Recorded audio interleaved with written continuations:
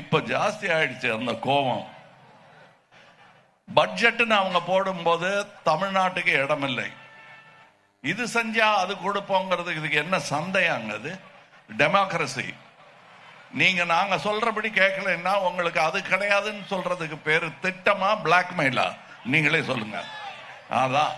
அதான் பண்ணிட்டு இருக்காங்க. ஒரு அரசு பண்ற வேலையா இது? வியாபாரி கூட அப்படி பண்ணாங்கன்னா வியாபாரம் கெட்டு போகும். நாட்டில் இருக்கிற ஒரு தலைவர் அப்படி பண்ணார்னா நாடு கெட்டு போகும். ஒண்ணு இல்லைங்க, நாம் கீழடி ஆய்வு அது நான் பண்ணதா, இவர் பண்ணதா? இங்க இருக்கிற யாருமே செய்யல.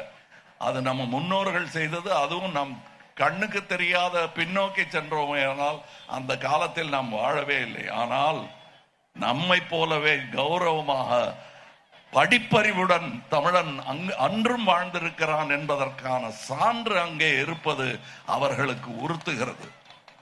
அதனாலதான் முதல்ல என்னை எம்பி ஆக்கி இவங்கெல்லாம் அனுப்பிச்ச போது நான் அவர் கையில், பெரியவங்கன்னா ஏதாவது எலுமிச்சை பழமாவது கொடுக்கணும் அப்படிம்பாங்க, நான் சரியான பழம் எதுவோ அதை கையில் கொண்டு போய் கொடுத்தேன்.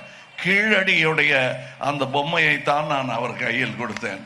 அப்படியாவது அதை எங்கேயாவது ஷெல்ஃப்ல வச்சு திரும்பும் போது ஞாபகம் வந்துடாதா, நம்ம இப்படி ஒரு புராதனம் இங்கே ஒளித்து வைக்கப்பட்டிருக்கிறது அவர்களால் என்பதை காட்டுவதற்காகத்தான். அதுல குறும்பு ஒண்ணும் இல்லைங்க, ஞாபகம் வச்சுக்கங்களேன்னு சொல்றதுதான். குறும்புன்னு நினைச்சா குறும்பு தான்.